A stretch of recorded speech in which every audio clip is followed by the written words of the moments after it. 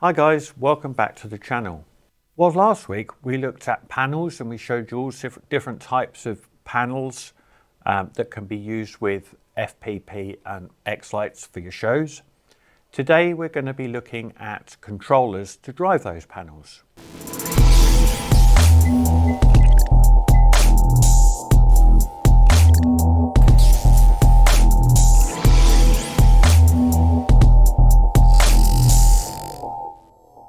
Now, all of the controllers that we're going to show you today are based on either a Raspberry Pi or a BeagleBone, or a Colorlight, which is driven from either a BBB or a Pi.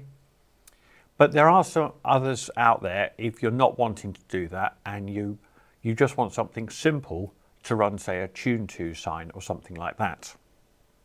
So I'm just going to touch on those briefly before we get into the main looking at the controllers. Now the first one we have is the HC1 card.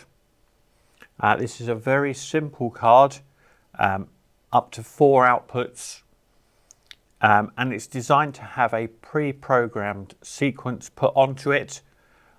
You then simply disconnect it from power, reapply the power, and every time you turn it on it just runs that very simple sequence. The software is absolutely shocking and takes some time to get used to, and I wouldn't really recommend it for anything, but it's out there.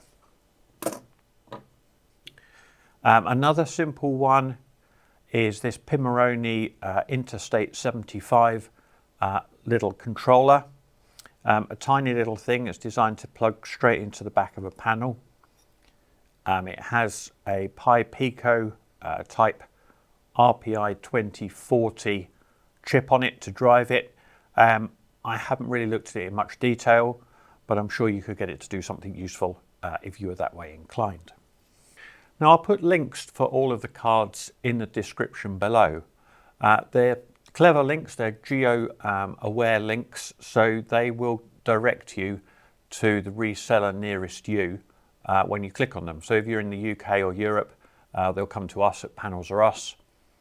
For the guys in the US, they'll point you at Wired Watts, and for the Hanson boards, if you're in Oz or New Zealand area, then they'll point you directly at Alan Hanson at Hanson Electronics. So moving on to the types of cards that we do want to look at in a bit more detail today, albeit I'm going to run through them fairly fast because we have a finite window of time on these little videos. The first one I'm going to look at is the Adafruit RGB matrix bonnet for Raspberry Pi. Now this is a tiny little board. It's the same size as a Raspberry Pi Zero, and it has a single hub 75 output. Now it's good for running up to a chain of up to 12 P10s or about 6 P5s. Although you might be pushing it a little bit at those numbers, particularly on one of the early Pi Zeros. Good for a little Tune 2 sign, so say 2 or 4 panels, something like that. Yeah, that'll do it very nicely. Now one caveat, if you want to use it with a Pi Zero, you'll be better with a Pi Zero 2 when they become available again. They're a bit hard to find at the moment. When you get a Pi Zero, you want to make sure you look for one with headers. So one with the flag of WH on the end. That means it's got the 40 pins, GPIO pins pre-soldered. If you get one without, which the majority are, then you haven't got the pins, and you've got to solder your own on if you wish. But once you've got the pins, the little hat will sit directly on top, and you're good to go. There we go. It's all in one self-contained little unit, ready to go. And it will run FPP. It has an SD card slot, micro SD card slot, just the same as its bigger Pi brethren.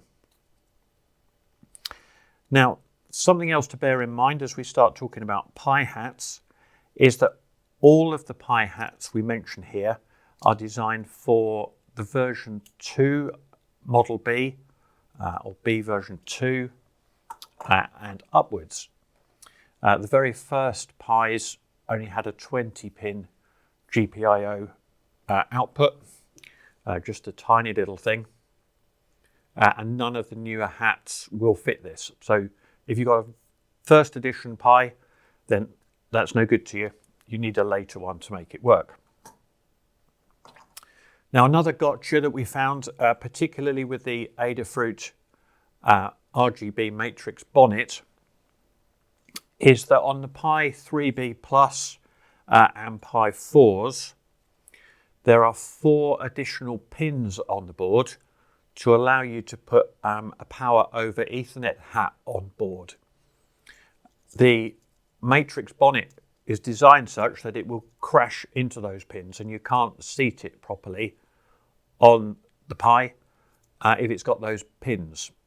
So if you're not going to use them for PoE, that's the only thing those pins are used for, you can chop them off, or you need to look again an older Pi to make that work. So there you go, that's the Adafruit matrix, a very good little board for just a tune to sign type thing. So the second of the Pi-based boards today is the RPI P10 from Hanson Electronics. Now this is a fairly basic board. It has 3 outputs, 3 hub 75 outputs. And once again, each output, because it's Pi-based, has a limit of around 12 P10s or around 6 P5s. But at those numbers, you're probably pushing it and you might get some flickering, just the same as we had with the Adafruit hat being Pi-based. So good for probably 4 P5s on each output and maybe 8 P10s. It technically can do more, but you might get some more flickering. Inexpensive, nice little hat, sits quite happily on top of your Raspberry Pi. There we go, bump, and it's got a nice little form factor there, it just bolts on. Again, good for a larger tune to sign. The little bit of flickering that you might get with it being Pi-based might limit it to tune to signs.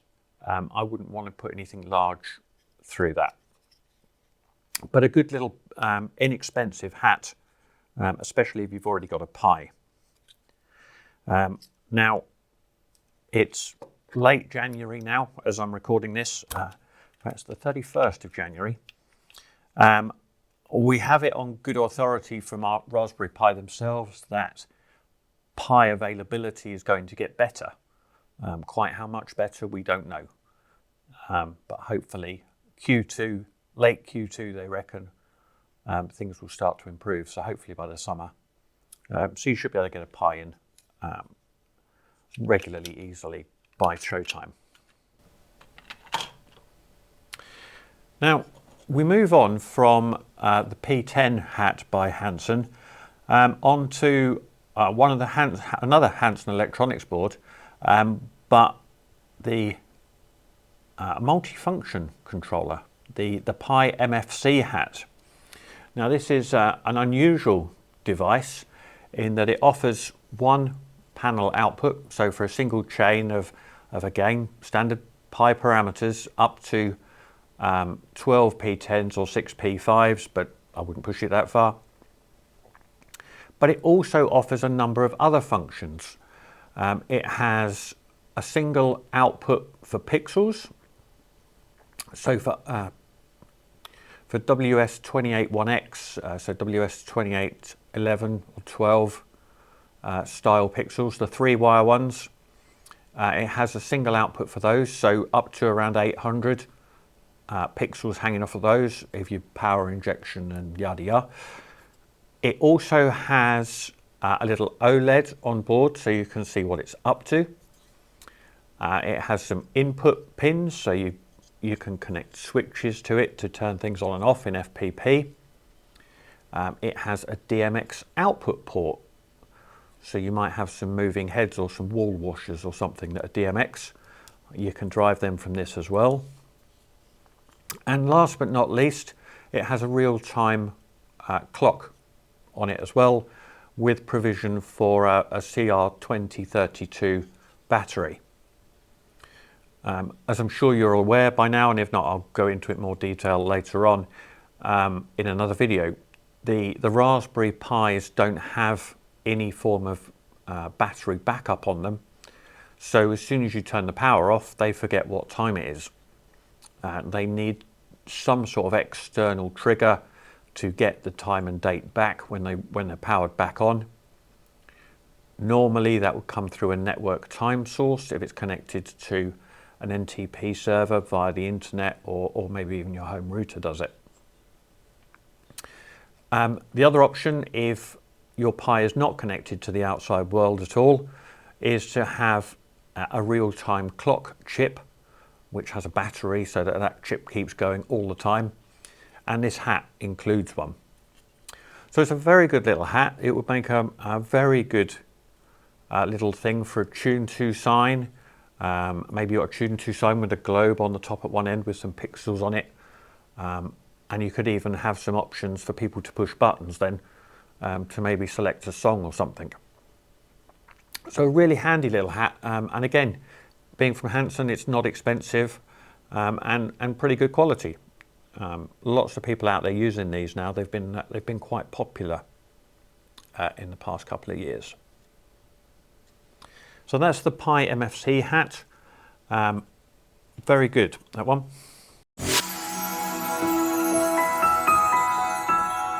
We're moving on now to the larger controllers, so ones that will control a big full-size sort of matrix panel if you're doing a big one. The first up is the legendary Octoscrolla. Now this is a hat, or they call it a cape in BBB parlance, which is designed to plug on top of a BeagleBone Black. So you have your BBB and your hat that way around, and your cape will sit straight on top, making your panel controller. So you will need to purchase a BBB for this one.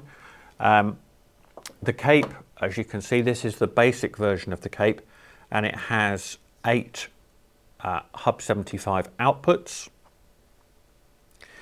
Each one of these is rated for up to 8 P10 panels or 4 P5s, although I have seen them used for more than that in the past, but that's what the documentation says, so that's what I'm going to tell you on here. Your mileage, of course, may vary.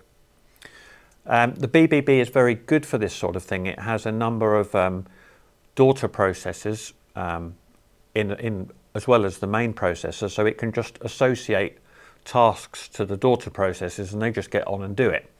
Unlike the Pi, which they only have a single processor and they have to stop doing panel stuff, do whatever else it is they need to do, and then come back, which is why you will occasionally notice a little bit of flickering on Raspberry Pi panel and pixel controllers. It's not a huge amount, but it is there if you go looking for it. So that's the Hanson Octoscrolla.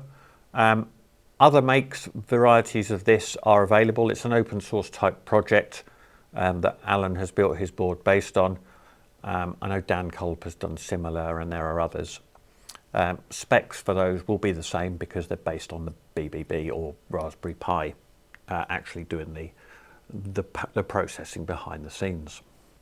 Last up is the Colorlight.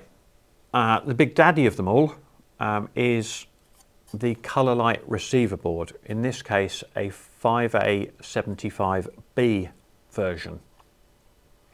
Now the Colorlights are designed for commercial application. They're not designed for Christmas lighting at all. They are a commercial product made by Colorlight, and they're not designed to be driven by a Raspberry Pi or BBB at all. They are in fact supposed to be used with something like this, which is a Colorlight sender box.